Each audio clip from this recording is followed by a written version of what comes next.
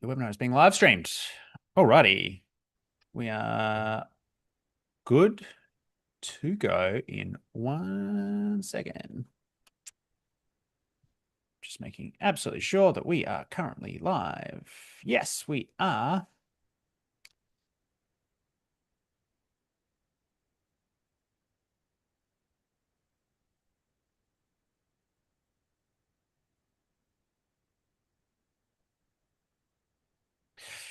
Hi, everyone. I'm America Josh, and welcome to our annual tax webinar. We are very excited to have you here. We run these webinars every single year because there are so many new members to our community. There are so many changes that happen to the tax system, and there are always just important things to know. And we want to make sure that you're keeping it in the front of your mind about how to operate as an expat living in the United States, how to file properly, how to make sure that you are staying compliant, just really taking some of the stress out of one of the more complicated parts of living in the US. What our goal is by the end of this is not to necessarily have answered every single one of your questions. We will try our absolute best, but what we're really trying to do is give you the questions that you can ask your accountant or your tax professional, whether that's Jason or somebody else. We want to make sure that you're going in with all of the information that you possibly can, because in many cases, you might not know the questions that you have to actually ask to prompt the right answers and have the right filing done. Jason's going to go into all sorts of that as we work through. But what I've done this time is, first off, I'm realizing that I need to share this very important piece of information to make sure we do the right thing. So this is a general advice disclaimer. Now, the idea of this is that the information in this presentation is provided for general information purposes only, and it doesn't constitute financial advice, professional advice, or personal guidance. It is of a general nature, and it does not take into account your individual objectives, circumstances, or needs. You should not rely on this information as a substitute for obtaining specific financial or professional advice. Before making any decision or taking any action in relation to your particular circumstances, we strongly recommend that you seek advice from a qualified financial professional. Neither Jason, Uptrend, Josh, nor America Josh accept any responsibility or liability for any loss arising from reliance on the information provided in this presentation. That's the fun stuff, Jason. We all live here in the States, so it's important that we get that out of the way. This year, I've framed things up a little bit differently. We always want to make sure that we include as much information as possible. But what I thought I'd do this time is start with the mistakes, the things that people, the traps that people should look out for. What are some common things that, people haven't thought about that you commonly see, Jason? And then we're going to go through the easy, medium, and hard. So the essentials for tax filing, the FATCA, the FBAR, the regular tax filing questions for expats like super and mortgages and foreign assets and things that are relevant to most of our audience here. And then we're going to go into the hard stuff. So some of the advanced tax filing questions that came through. So things like future planning and life events and strategies and like really getting into the weeds of some of the more particulars. So with that, I've done my intro spiel. Jason Stoch from Uptrend Advisory. Thank you very much for joining us again. I don't know how many we've done now. I think this might be seven, I think. 6 or 7, Six or something. seven. Yeah. We're getting So up there. we are, and it flies up. It's already January. It's important that people get this advice early, which is fantastic for all of you tuning in. It's great that you're here so early in the year. Um, Jason, do you want to introduce yourself and tell us a little bit about what you do and Uptrend? Yeah, thanks, Josh. Thanks for having me. Each year, I love doing this session with you as I know how helpful it is to Australians living in the US already or are just about to move here. So, for those who don't know me, my name is Jason Stoch. I'm both a chartered accountant in Australia as well as a certified public accountant in the US, and I'm the managing director at Uptrend Advisory. At Uptrend Advisory, we specialize in helping Aussies living in the US as well as Americans living in Australia navigate both countries' tax systems. I love it. I love it. So really your focus is on like it is this international tax element. It's not just like being aware of just what's in the US. It's having all those questions at the ready, right? Absolutely. It's its own specialization, it's its own niche field where, it's one thing to file US tax returns, but then there's the international tax element of it as well that needs to really be considered. Yeah, I love it. Okay, before we get into I highlighted that I want to start with the mistakes, but before we get to the mistakes, I thought what might be really helpful for a lot of the people, especially if people are tuning in for the second time or they're potentially aware of some of it. What's new in 25, 26 for this tax year? What's Has anything changed? Is anything that people should surface level just sort of think about? Yeah, the biggest change was the One Big Beautiful Bill, which was passed last year. Um, Leading up to that, there was a lot of uncertainty because the prior tax regime was set to expire or sunset, which would have ultimately led to people having more taxes to pay because the tax rates would have, increased and certain deductions would have lapsed and things like that. So this bill extended what was previously put in place and then added to it on top. So it is good news. There is stability. Things are now permanent. The standard deduction hasn't gone away. It's actually increased. It's lower taxes for most people. Um, and then with planning in the future, things have now been fixed. So, some of the big changes are things like the state and local tax regime, which used to be capped at $10,000. It's now increased to up to $40,000, which will, help a lot of people with that are living in high property states like New York or California. Um, there's other things as well, like um, taxes on tips or, Yep. child tax credits increasing slightly. The things that went away were mainly the energy efficient credits, like the car rebates or the solar panel rebates and things like that. But overall, for the majority, it's definitely a positive change. Yeah, straight up from a tax perspective. So I do want to flag also if anybody's got questions throughout, we will try. We've got sort of some of the things that have already been compiled. We've got a good array of questions, but if you do have questions throughout, please do put in the Q&A option here in Zoom, and we will absolutely try to get to them. I'll potentially answer or I will flag them as we might answer them afterwards because I know we do send around your checklist, Jason, that you've put together for us. And we send through a bit of other information after this, as well as a recording of this. So if you've missed anything or you want anything recapped, you will be able to watch this later. Okay, let's get this show on the road. I'm gonna, as I said, start with like what are the common mistakes? What are the traps that people fall into when they are filing their taxes? Maybe let's start with like the first time, and then what evolves from that when people are filing generally as an expat living in the States. Yeah, I've seen a lot, but um, unfortunately, when you come to the US, you aren't exactly handed a guide on what you should know about US taxes as an expat. So you don't know what you don't know. And unfortunately, people often find themselves in tough situations by accident. The biggest mistake I see is when you are a US tax resident is not knowing that you need to declare your worldwide income on your US tax returns. There's been many Australians over the years that have come to me that either self-filed themselves through TurboTax or use an accountant who doesn't ask the right questions and doesn't specialize in international tax. So it all leads to, a situation where there's possible understatement of income, and then there hasn't been declaration of the things that need to be declared. And you know, unlike Australia's tax system where most people can self-file it themselves because it's pretty simple, the gap in complexity is quite high over here.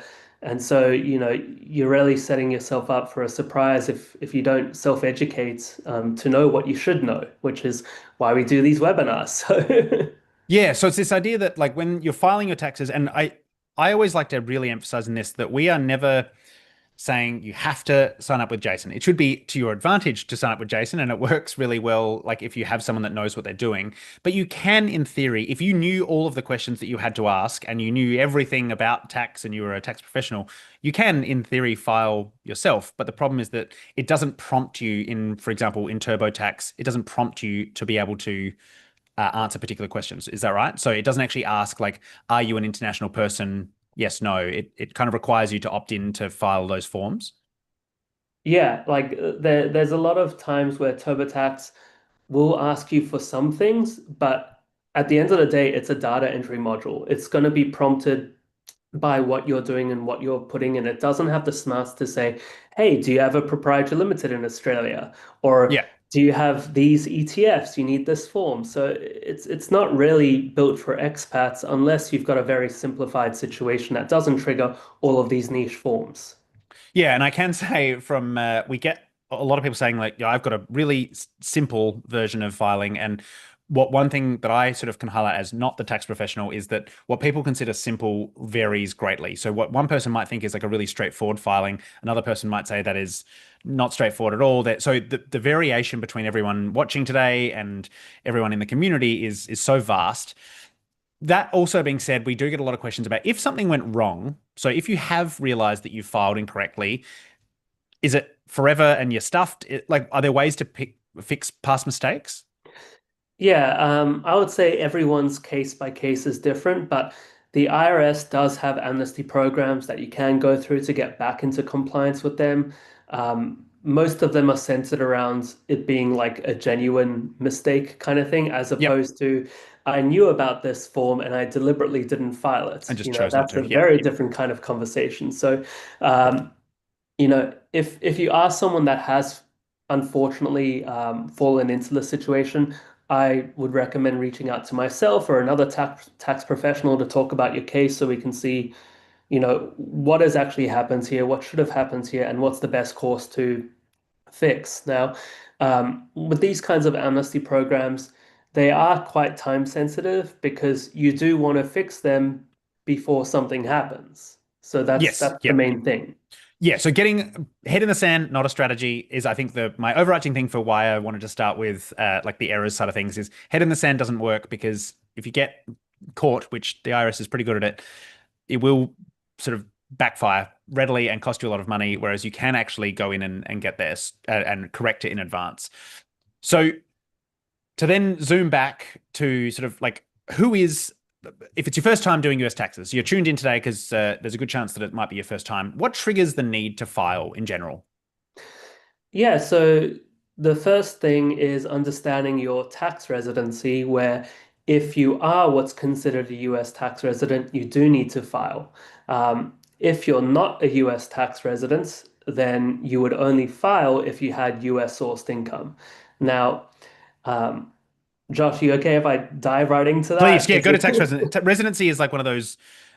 Listen to this, everyone, because this is probably the most fundamental part of like how taxes work. Because Yes, this go for it. this kind of like waterfalls into everything else. It's Yep. first, are you a US tax resident or not? So for Australians that live here on an E3 visa, your tax residency is defined by whether you pass what's called the substantial presence test, where have you lived in the US for over 183 days in the current calendar year? If so, you're a US tax resident.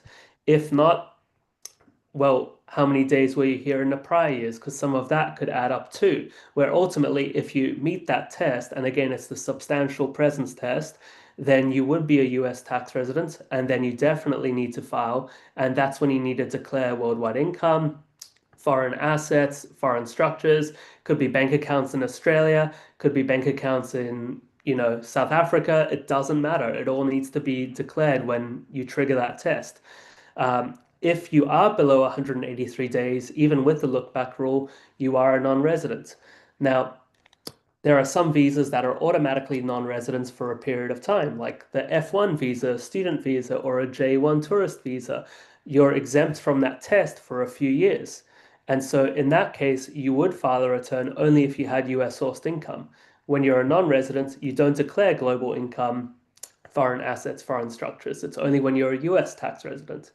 If you're a green card holder or a US citizen, you're always a US tax resident no matter where you live in the world. So that's kind of like the biggest thing that then flows into everything else.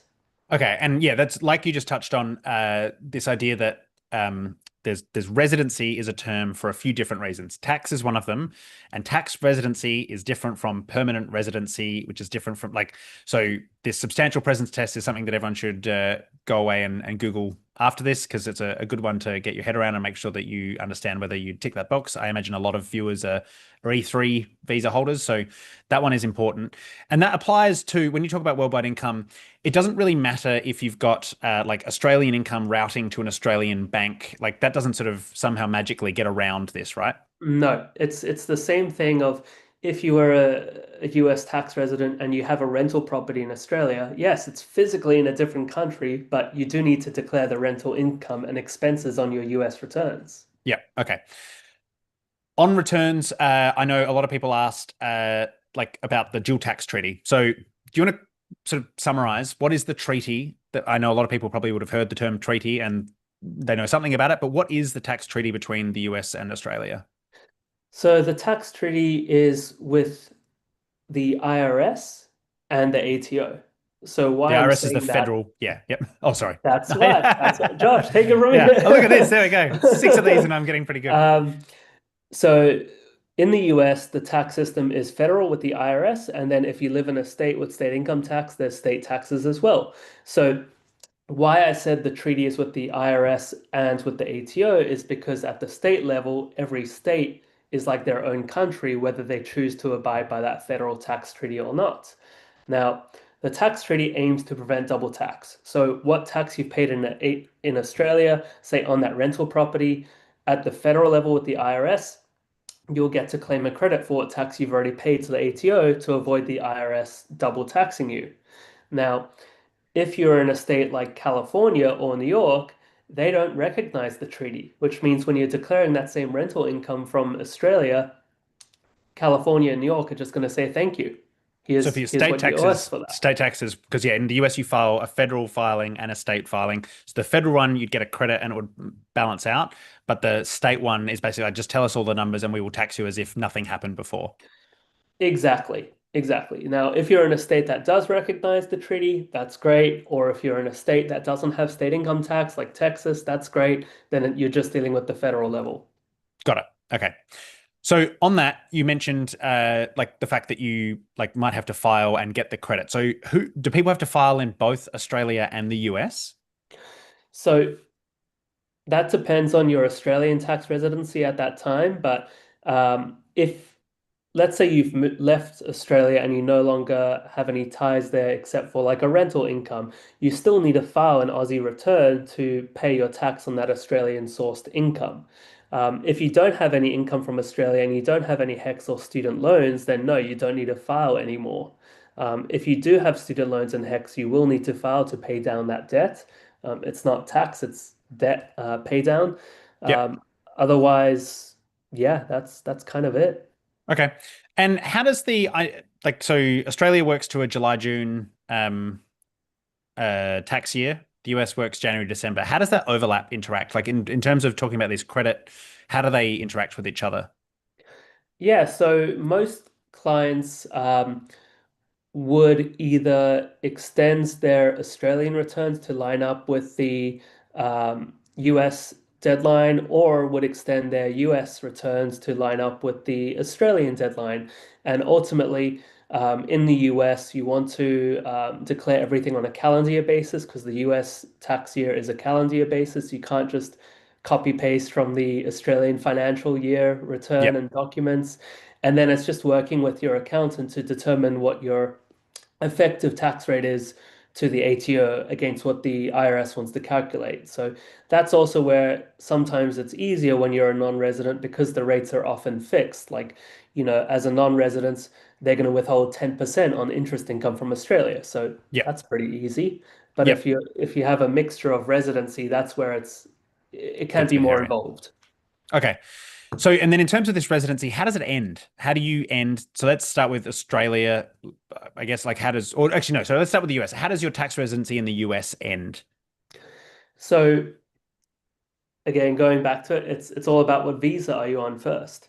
Okay. So if you're a green card holder, it only ends when you relinquish your green card and move out of the country. If you're a US citizen, it's only once you've renounced and left the country. If you're an E3 visa, then it's when you no longer pass that substantial presence test, which is, let's say you left the country today. For 2026, you would have only been in the country 21 days. Yep. it would be hard for you to pass that substantial presence test. You would have ceased Understood. residency. Yep.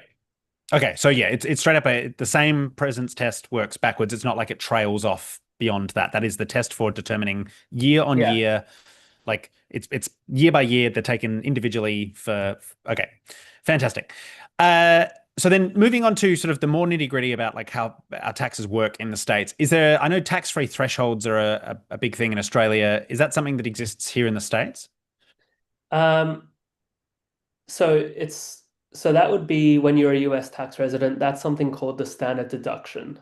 It's not really the tax-free threshold, but it kind of is. So every US tax resident, non-residents don't get this, is entitled to a $15,000 deduction. So if your income was $10,000 and you're a US tax resident, you're below $15,000, you're not going to owe anything. Got it. So, but most people are over that threshold. Sure. So they deduct that first $15,000, and then the rest of it is the taxable amount. So yeah, Yeah. similar concept. So then what's the difference? Like, so you've got the standard deduction. What's the other option for people here in the States? Yeah, so you really have door A or door B here. So door A is the standard deduction. Every US tax resident's entitled to it. It's not something you substantiate or anything. It's a credit you get. If you're single, it's for 2025, it's $15,750. If you're married filing jointly, which is another concept, it doubles, so 31,500. So that's door A. Door B is something called itemizing. And itemizing is where you deduct, or actually you come up with your own prescribed list of deductions. And it's medical expenses paid out of pocket, state and local taxes, which was increased, which is what a lot of people are going to benefit from, mortgage interest on your primary home in the US, if you do own, and then donations. And ultimately, whichever is higher between door A and door B, you take. If your itemizations are higher than a standard deduction, you itemize. If the standard's higher, you take that. Got it. So you went as an accountant, like I'd tell you effectively, like, here's what I've done this year. You would look at it and say, like, based on what I'm saying, we would pick the standard deduction for you and we just run with it. Or like, that's kind of Exactly. what the account, okay, got it. One of the big questions that I had, I've now been here 9 years as of last week, so I've started to get used to it. But on my payslip, there are like 35 things listed as withholding. Can you explain like why? I mean, we touched on this a little bit earlier, but how that breaks down. Why are there so many items that most people see on their general payslip? Yeah. So there's federal tax. Yep, So that's going to the IRS. And then there's Social Security tax, which is the whole like Medicare system over here and FICA taxes. Those are sunk costs. Only certain visas are exempt from paying into Social Security and FICA. And then it's, well, where else do you live? Do you have, like, you're in New York, you'll have New York state tax. yep. And then if you're in a city, you'd have New York City taxes too. Yep. So So yeah, Medicare, everyone wants Social their slice. Security. Yeah. So yeah, yeah. So it's broken down more and it's not sort of a single, and this whole idea of like state and city. So it comes down to literally where you live, where you work. You do need to provide all of that information to quite a detail to make sure that, yeah, it's different if you're filing from upstate New York to living in the city. They are actually going to hit you harder if you live in the city. Yeah, yeah. I mean, there's other states that could be even worse, like Pennsylvania. They even to another degree. So Yeah, right. Okay. So for the people sitting here who do have investments or shares or property or yeah, in Australia, so they're holding on to that and they've been potentially like increasing their net worth and they've got valuable assets that are increasing in wealth. What do they have to do here in the US when they're filing? So they've passed the substantial present test or they've realized that they do have to file. What do they have to do? What should they be thinking about? How do they report that? yeah, so again, it's in the context of being a US tax resident, because if you're not a tax resident, it's not something you disclose. So if you have a rental property, you do need to declare it. The schedule where the rental goes is Schedule E for electricity. If you have shares, any dividends or interest or capital gains get reported in the exact same place that you would report them if you had US interest, dividends, or capital gains. Obviously, convert from Aussie dollars to US dollars. The IRS has exchange rates you can use on their website as well. And then the last, well, I guess with the shares, depending on what shares you have, you might have something called a PFIC or passive foreign investment company, which might need its own special form that needs to be filed. Then, otherwise, when it comes to your assets, the two main ones for most Aussies are something called the FBAR and then something Yep. called the 8938 form. Now, an FBAR form is not with the IRS, it's with another government agency called the FinCEN, the Financial Crimes and Enforcement Network, where think of it like an anti-money laundering form. It's saying, hi, my name's Jason Stoch. Here's what I've got in my super account. Here's the balance. Here's what I've got at CBA. Here's the balance. It's just a compliance exercise. You're not taxed on anything. You complete that form when your foreign assets exceed 10,000 US dollars, when you add them all together, not account by account basis. Okay. So So if just to I, quickly recap, yeah, if you've got let's use a hypothetical. I've got three accounts and each of them have $5,000 in them. They've never had more than $5,000 in each of them, but I have $15,000 in cash sitting in three different accounts. That means that the fact that I had at any time this year more than $10,000 combined triggers it, and therefore I have to file it, and then you tell in the form what the bank account breakdowns are. Is that exactly, yeah. okay? And then if you had a zero balance account as well that didn't do anything, it also has to be in there because it was open during the year. Got it. Okay. Now, the one super weird bit that still confuses me is that you do have to report the maximum value in the calendar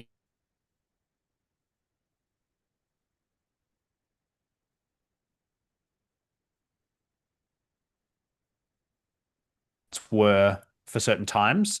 Um, and that doesn't work because it's July, June thing. So it's the maximum value of your bank account between January and December. And if you've transferred, so in my scenario before, if I put the $15,000 in one account and then the $15,000 in the second account, and then I move the same $15,000 into the third account, I've still got a net value of $15,000. But am I correct in saying that on my FBAR, I would say 15,000, 15,000, 15,000? Yep. I know it looks like you're overinflating your values, but that's literally what the rules ask for. And again, there's no tax impact of this. It's just a compliance exercise. Yep. So put Yeah. the highest number, like err on the side of high number. Like, yeah, make sure you've absolutely checked the dollar value that it gets up to.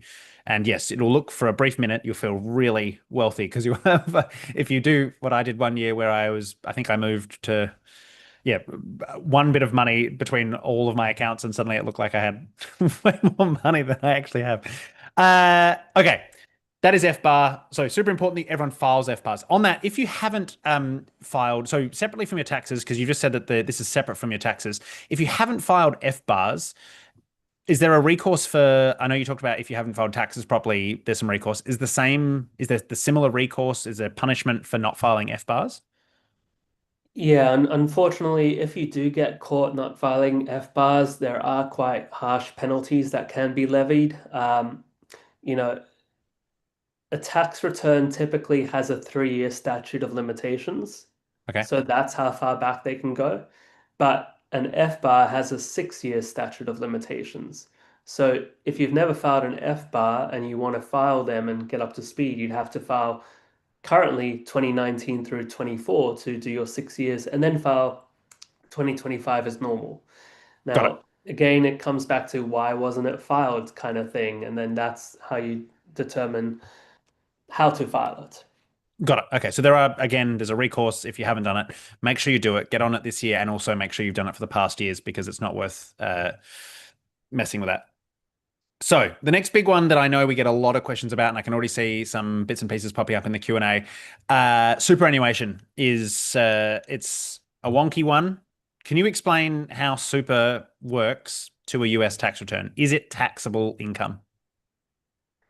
I That love throwing depends. this. Yeah, all of It's these just questions. Come on, give us a straight answer. no, it really this comes back to the whole fact that the treaty doesn't call out super, the treaty doesn't call out 401k or Roth or anything like that. Um, Actually, the only one that's come out and said something is the ATO, where they did say that they will tax 401k and Roth, but the IRS hasn't taken a formal position on super. And as a result of that, um, it really is an opinion-based thing. And So opinion, you mean like accountant to accountant?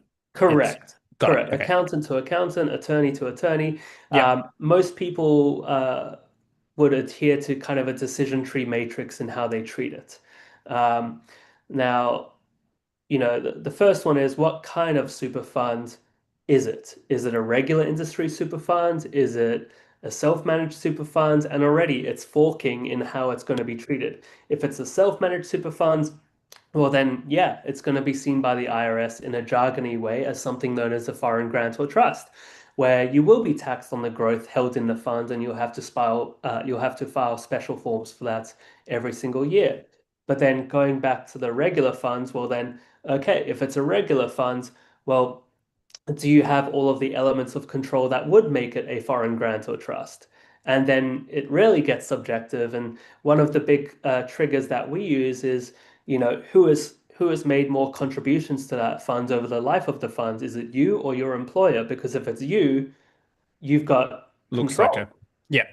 Yeah. So, so it really depends. Like, there were some firms in the past that took really interesting positions on super.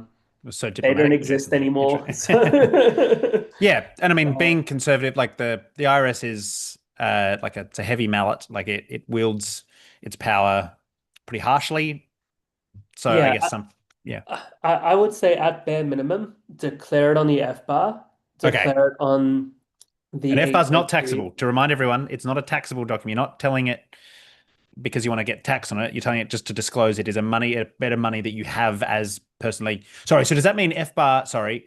So if you've got a super account with more than $10,000 in it, you trigger FBAR just by existing, right? Correct. Okay. So the good majority, I'd say every single person on this call has more than $10,000 in assets or cash or super. So file an FBAR. Just do it. Just file the Yeah. FBAR. It's yeah, Now there's a secondary form that also applies to a lot of people, and that form is called the 8938. That one, great names the these. yeah, that one is threshold based as well. If you're single, it's 50,000 US dollars. If you're married filing jointly, it's $100,000 because it's two people's assets. If you hit that threshold, you need to complete the form. It very much mirrors what's on the FBAR, except it goes in your personal tax return. And how it differs is it then asks what income did you derive from that asset and where did you report it in the return. So, okay, I've got a CBA account, $10,000. I had $100 of interest from it. Here's where I've declared it. That's the Got it. other elements of it. So you're not being taxed on the balance, just what income it generated before applying credits for tax paid to the ATO.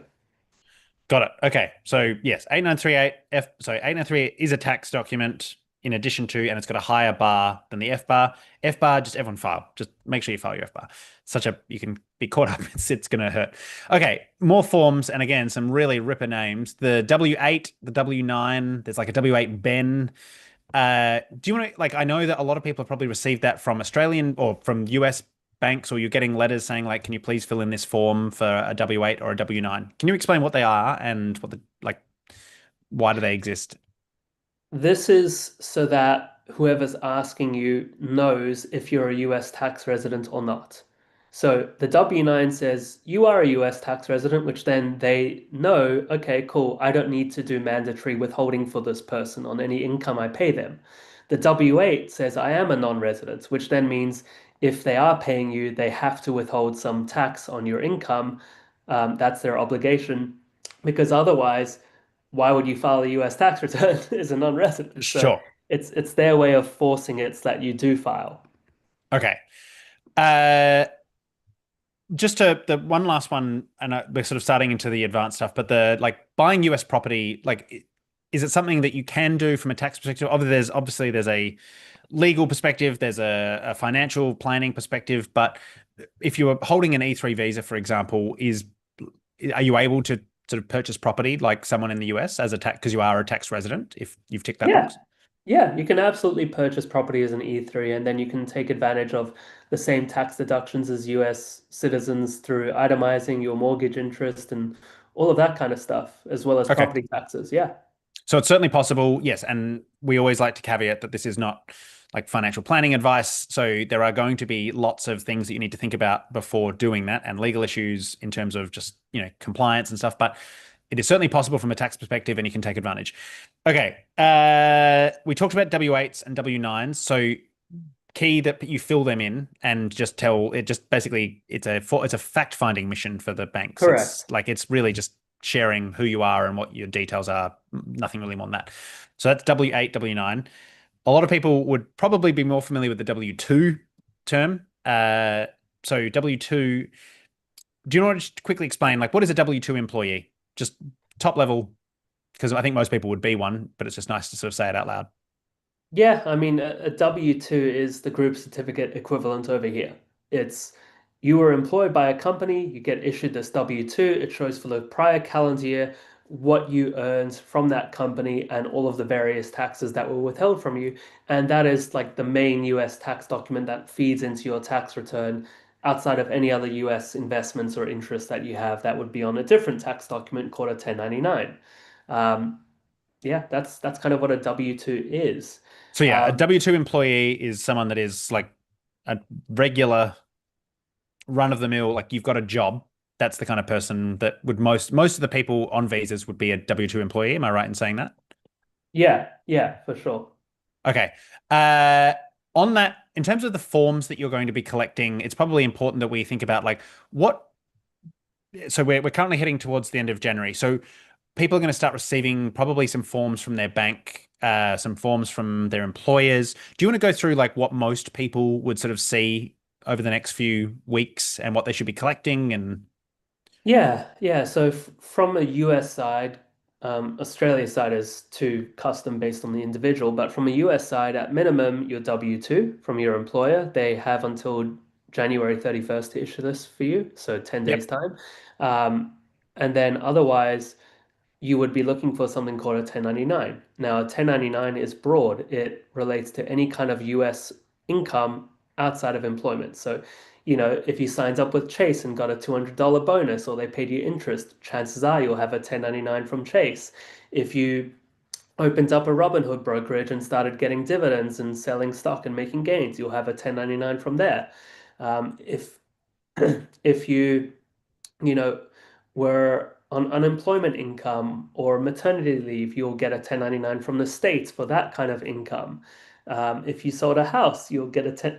You see what I mean? It's anything to do with money over here that you've yep. earned, you'll be getting a 1099. Right. So, and this is sort of a convenience, I guess. Like they're just giving you all the stuff, the information that you need to share with your accountant that goes towards like, yeah, it's a summary of everything that they've seen. So you should receive, when do you receive, is it January 30 that everyone has to receive their W2s? Is that the idea? 31st, yeah. 31st? Yeah. Yeah, cool. Whereas the 1099s can trickle in until typically like mid-February. So we always try to tell people to like, we've got a lot of eager clients that want to file ASAP, but we always tell them just wait and check because, you know, it's going to cost you more to amend it down the line if you just waited another week to make sure, kind of thing. Okay, so it's so there's no advantage. I'm skipping a little bit, but like what's the date that people have to file by? April 15 is the deadline over here. There are some people that might have earlier deadlines depending on what they have in Australia or what they have in America. But otherwise, April 15 is the normal deadline. Now, I always tell people don't wait until April 15 because a lot of things can go wrong at the last minute. Also, you do like if you are working with an accountant you don't really want them to be doing your return at the last minute either, because they would have just Just gone through sort of, it. yeah, So, yeah, yeah. They're ticking the boxes and they're not really thinking about strategies or got yeah, it. ideally, if you can, you kind of want to be filing in February and early March. Okay. So yeah, I know that here I was confused originally because they talk about tax day is April 15, but that's the tax deadline. So you can do it beforehand, but your advice is don't do it yet because you don't have all the documents that you potentially will need. You might forget that you opened up a thing in January last year and there's going to be like $10 that you need to then declare because that was a bit more income that you've forgotten. So hold out for a few more weeks, let until sort of the mid-February thing and then start to pull all your documents together and make a bit of a list.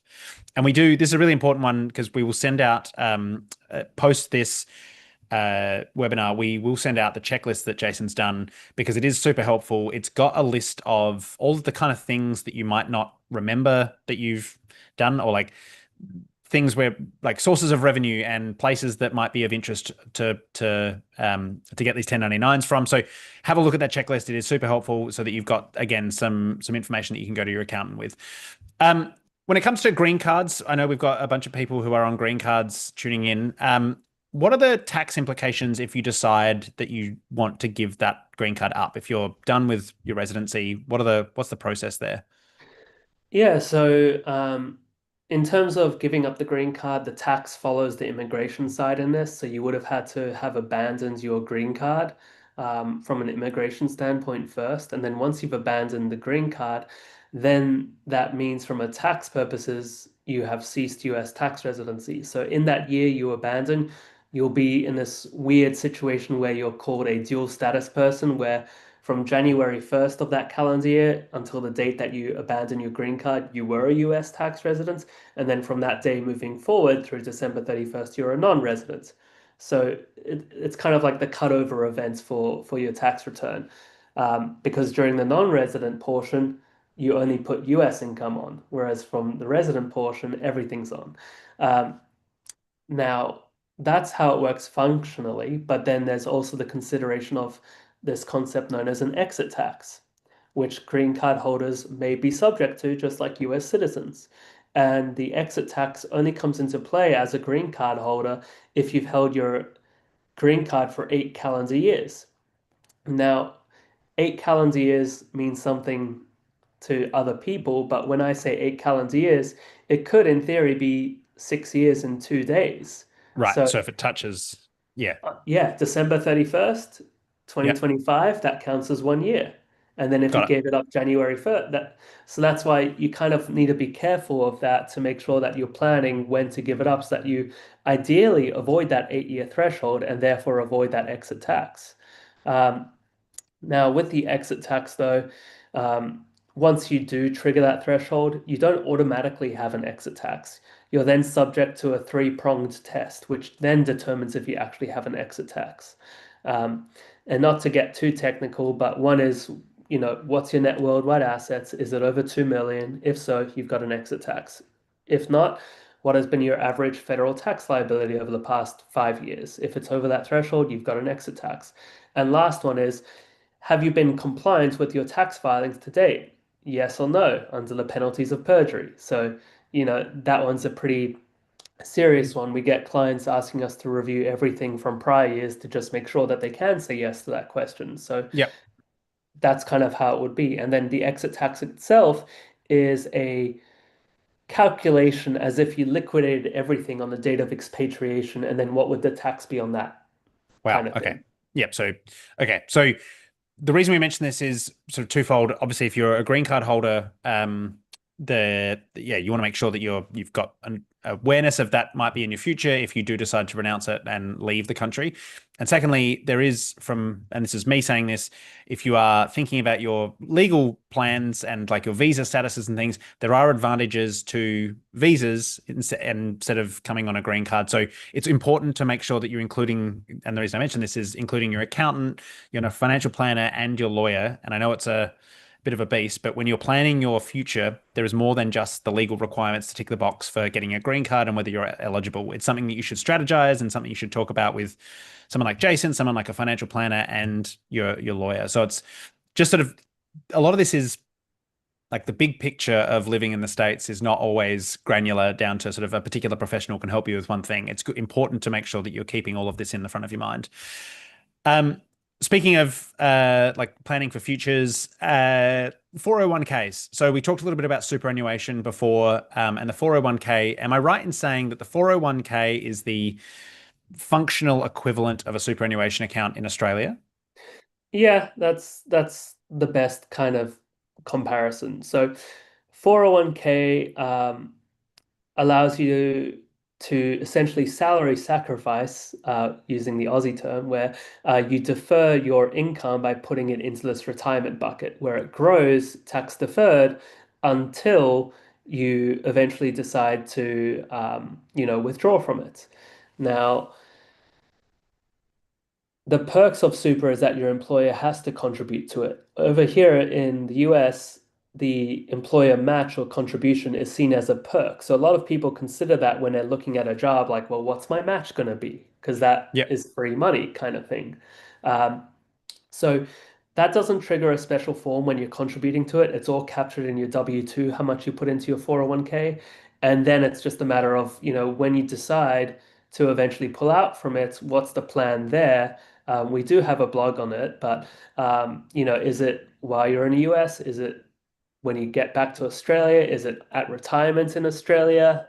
Everyone's situation is different. But with a 401k, if you do pull out from it before you're 59 and a half years of age, you would pay a 10% early withdrawal penalty.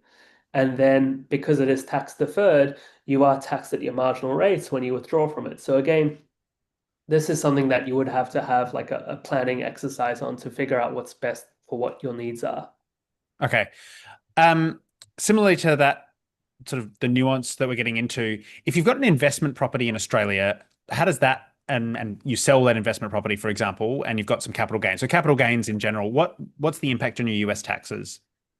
So at the federal level, you will have to declare it. The IRS will give credits for tax paid to the ATO when you sell that investment property. Um, they might charge you an additional tax depending on how much it is that you can't claim a credit for.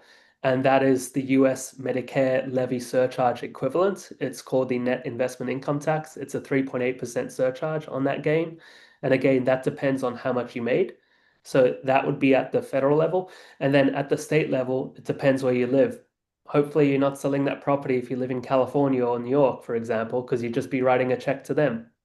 Right. Okay. So again, it's the strategy, it's this planning, it's making sure that you're, yeah, optimizing where you are in the country and when exactly you do these things.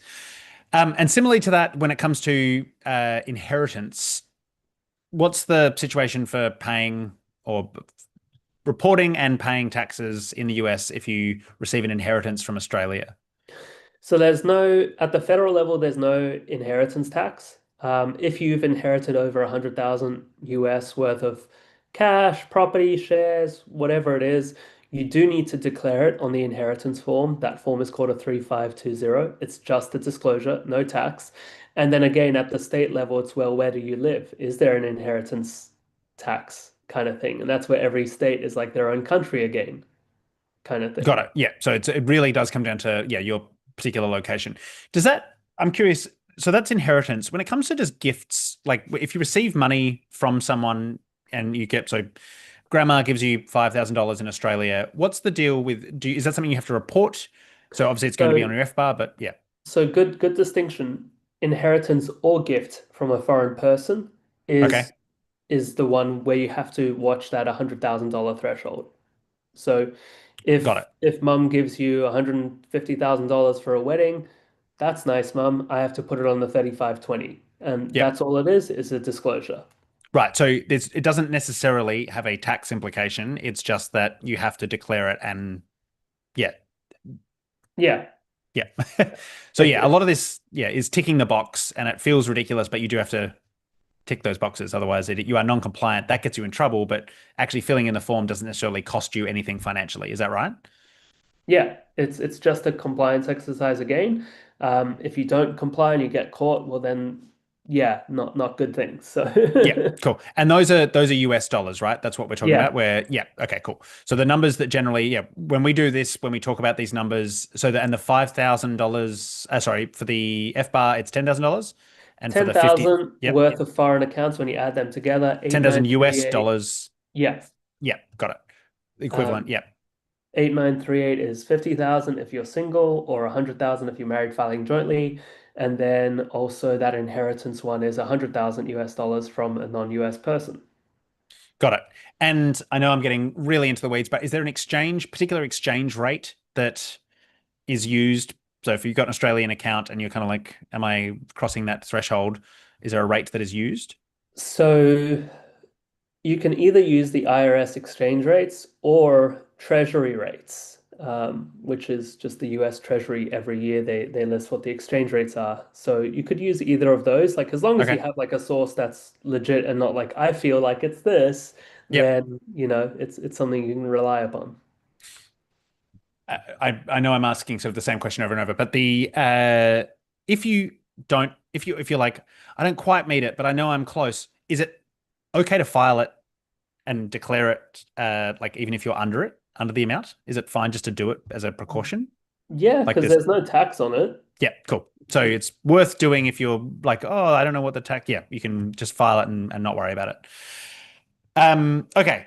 We touched on important dates. I just want to really recap. So April 15 is tax day, and that is when you absolutely have to have filed your like done this filing. Does that apply for all states and federal filings? Yeah, so everything's due April 15, unless you have what is called an extension over here. And an extension is something where at the federal level you would have to file one. Certain states do require you to file one there as well. Certain states are automatically extended if you filed a federal extension. It just depends. But when you file an extension, you need to know the difference is that an extension over here is only viewed as an extension of time to file, not pay. So if anything was due April 15, you will accrue interest until you eventually make that payment. So So that's hold on. also So yeah, you're not deferring. The extension is an extension of like literally just filling in the paper, but the amount you owe would be as if you had filed correctly at the time. That timer starts, extension or not. correct. Yeah. So it's very different. So that's kind of why we always tell people if you can file on time, file on time. Don't Sure. deal with this, but sometimes people need to extend because of things in Australia or life or things like that. Yep. Some clients outside of tax season do pay us for modeling where we work out what are you going to owe. This is what you should pay as you go in quarterly, so that April 15 you already know. So it just makes your life easier. Okay. In terms of like how does it work working with an accountant? Like how do you find someone like I realize like you've got like capacity yourself. So in terms of your capacity, like where are you at? Do you take people on year round? Is it something that you sort of build up towards this January date? Like how does that work for you? Where are you at the moment? Yeah, so every firm would have their own process and things like that. Sure. Like we typically start taking signups November each year, just so that, we've covered 11 of the 12 months of the year. So that way when we're quoting people, it's not going to be a big change. Whereas if I quoted you now, what's your 2026 going to look like, Josh? A lot can change from January Sure. through. So, so we try to do that so that the price stays the same. There's no surprises or less Yep. surprises. Um, and then in terms of capacity, we typically fill up around this time of year. Like I can tell you now, we're over 90% full for the year. Okay. And to clarify, when I say for the year, I mean in accountant terms, um, the April 15 deadline. So Right. So to be able to file by April 15, it's not just you. Like this is sort of general, like you are over 90%. And it's probably, would I be right in saying that like most people in this, especially in this space, would be getting towards that kind of full capacity to be able to file on time?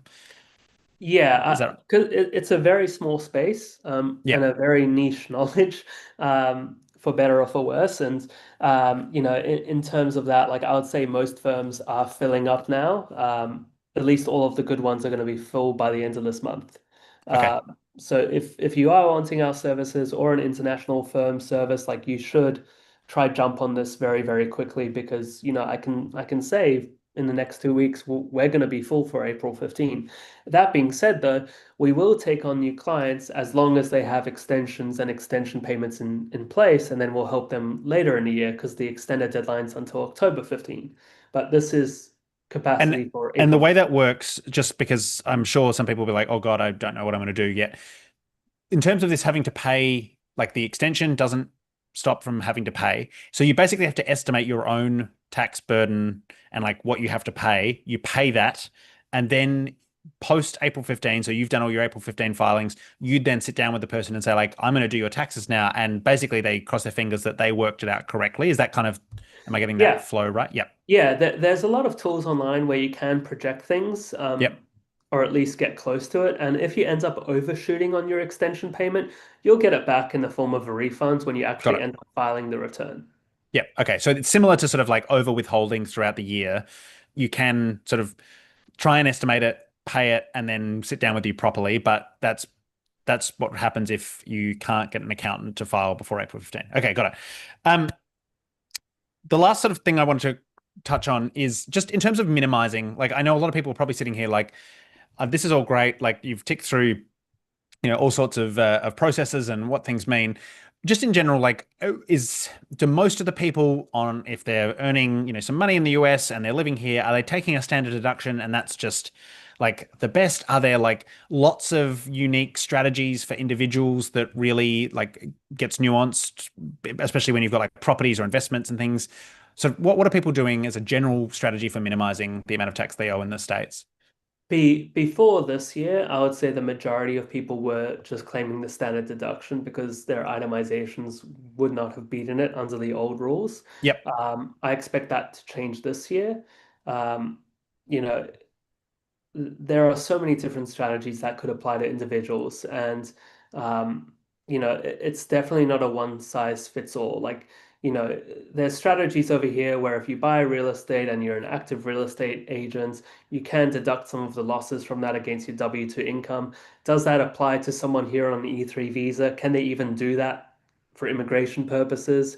It's very hard to say here's the strategy everyone should follow. It's really sure. custom based on what they're trying to do, and it's almost one of those situations where it's don't let the tax tail wag the dog, because why are you doing that to save some money if it's not in line with your broader financial planning thing? And that's really where you should actually be talking to a financial planner first, who specializes in all of this international tax between Australia and the US, and they can come up with a solid strategy based on, okay, Josh, you're going to be in the US 5 more years. Here's what we should do. And then based on when you're going back to Australia, here's when we should withdraw it. Okay, here's my plan. Jason, here's what I was just shown. How can we make this efficient? Okay, based on this, yes, we can do this, this, this, this. So Yep. it's just tax is just one bullet point on a list of many things. Yep. Um, And it's to self-promote. We, like America Josh this year, is doing a lot more of these online webinars with different verticals and different spaces and different professionals. We do have a really good one coming up with the financial advisor, Jason, the one that you've worked with before. So I'm excited to keep that information flowing and make sure that we've got these sort of synergies of, oh my God, I just said the word synergies on a webinar. Delete that, ignore that. But the idea that we want to make sure that we've got Jason in the room, we've got these other people in the room to make sure that we're giving you all this information. And ideally, we work towards, towards the end of the year, we'll probably do one where we all get together and we share some information. So do stay tuned. We will be running these webinars every single month. Jason, in terms of if somebody is sitting here going like, alrighty, you've sold me, this is great, I need to jump on. What do they do to get in touch with you? yeah, they can just submit an inquiry. To uptrendadvisory.com. Yep. Oh, look at that.